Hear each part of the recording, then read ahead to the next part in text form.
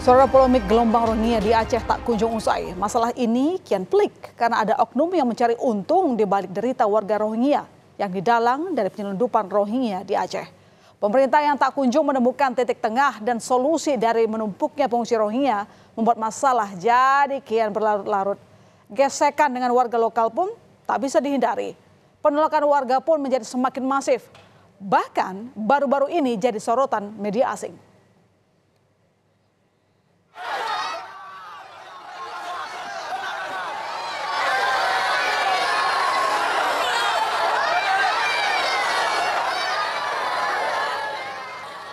Ratusan perempuan dan anak-anak dari warga Rohingya ini menangis ketakutan saat mahasiswa dari sejumlah universitas swasta di kota Banda Aceh menggeruduk basement gedung Balai Mausiraya Aceh pada Rabu siang dan mengusir paksa 135 pengungsi Rohingya di situ.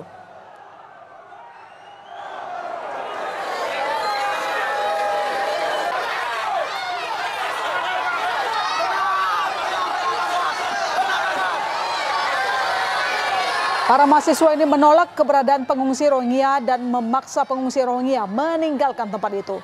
Sebagian dari pengungsi ini bahkan sempat mendapat lemparan dan serangan meski sempat dihadang polisi yang berjaga.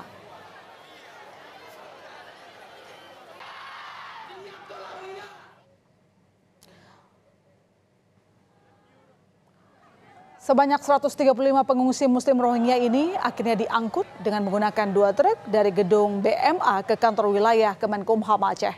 Menurut para mahasiswa ini, pengungsi Rohingya yang ada di Aceh merupakan tanggung jawab imigrasi. Namun selama ini, imigrasi malah bungkam terhadap pengungsi Rohingya yang terus berdatangan mendarat di Aceh.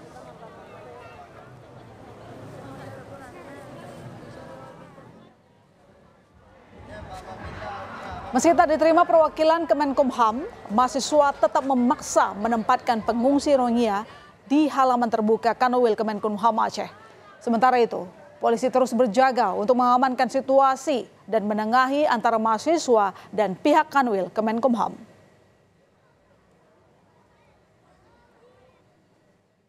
Rohingya di sini sampai dengan batas waktu yang ditentukan. Artinya ketika keluar pernyataan bahwasanya mereka bisa dipindahkan ataupun bisa dipindahkan keluar Aceh, baru itu selesai.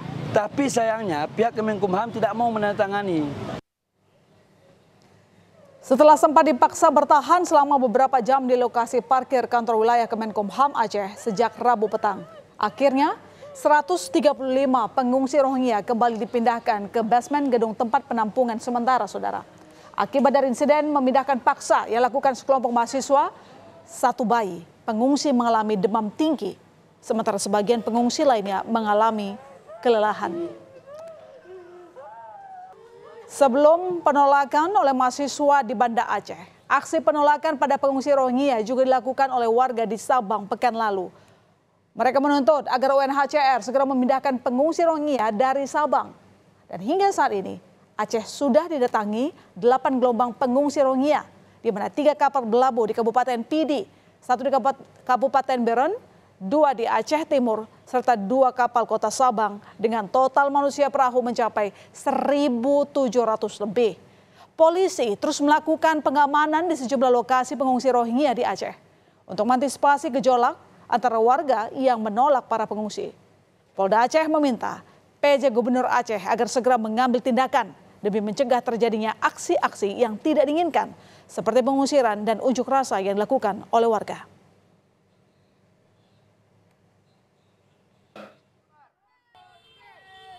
Di Aceh Timur dan sebagainya. Nah, kita harus menjaga kondisi ini, keseimbangan ini bagaimana ini kita kelola supaya tidak terjadi konflik antara masyarakat dengan para pengungsi ini. Nah, kami juga memahami bahwa ini adalah unsur kemanusiaan dan ini kita tetap kedepankan. Kami juga mendorong Pak Gubernur untuk memang bagaimana ini bisa ditangani. Fenomena kedatangan etnis Rohingya ke Aceh ternyata bukan murni sebagai pengungsi, tetapi bagian dari aksi kejahatan penyelundupan manusia.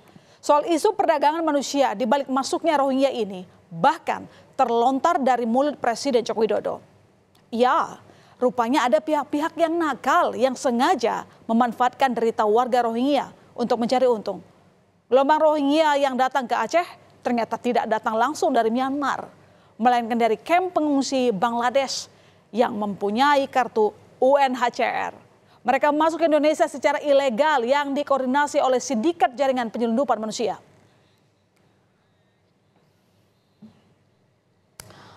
Kedatangan gelombang Rohingya ke pesisir Aceh ternyata tidak gratis. Para agen penyelundup manusia ini mematok tarif bervariasi dari 14 juta hingga 20 juta rupiah per orang. Uang ini untuk membayar ongkos kapal yang mereka tumpangi. Dan untuk memudahkan para agen ini melibatkan warga-warga lokal di Aceh. Perlu jadi catatan, Indonesia ternyata bukan jadi negara tujuan utama pengungsi Rohingya, tetapi jadi tempat transit karena para Rohingya tidak bisa mendarat di Malaysia dikarenakan penjagaan perbatasan yang ketat. Nantinya setelah sampai di Indonesia, para warga Rohingya ini akan diselundupkan lagi ke negara lain.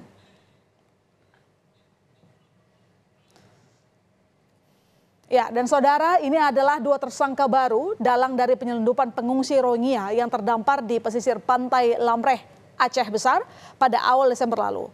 Mereka adalah warga Bangladesh dan warga Myanmar yang berperan membantu 3 pelaku utama yang sebelumnya telah ditetapkan sebagai tersangka. Ketiga pelaku utama ini merupakan warga Rohingya yang mengaku berasal dari kamp pengungsi Cox's Bazar, Bangladesh. Para tersangka berperan sebagai nahoda dan anak buah kapal yang membawa para pengungsi Rohingya pada 14 Desember lalu. Telah kita tetapkan 2 orang tersangka lagi warga negara asing ya yang memang terlibat dalam dugaan tindak pidana penyelundupan manusia atau smuggling, di mana 2 tersangka ini yang membantu keterlibatannya dengan pelaku utama yang pertama yaitu PSK Muhammad Amin ya. Menko Polhukam Mahfud MD belum menetapkan rencana pemindahan pengungsi Rohingya di 3 provinsi. Untuk sementara, pengungsi Rohingya akan ditempatkan di gedung milik Palang Merah Indonesia. Mahfud mengaku sudah berkoordinasi dengan Ketua PMI Pusat, Yusuf Kala, untuk memindahkan sementara 137 pengungsi Rohingya ke gedung PMI. Mahfud memastikan pemerintah tak akan menampung pengungsi Rohingya secara permanen lantaran Indonesia tidak ikut dalam konvensi tahun 51 tentang pengungsi. Saya sudah berkoordinasi dengan pemerintah lokal melalui deputi saya Pak Irjen Polisi Rudolf agar ditempatkan di tempat yang aman dan sudah ditemukan di tempat yang aman yaitu di gedung PMI. Ya, masih di Aceh. Ya masih di Aceh dan saya sudah koordinasi dengan Ketua Umum PMI Pusat Pak Yusuf Kala. Mengurai benang kusut dari persoalan Rohingya ini bukan perkara mudah. Di satu sisi ada masalah kemanusiaan, namun juga ada keterlibatan kejahatan lintas negara di balik masalah ini. Banyak pihak yang harus diajak duduk bersama, bahkan setingkat Badan Internasional UNHCR.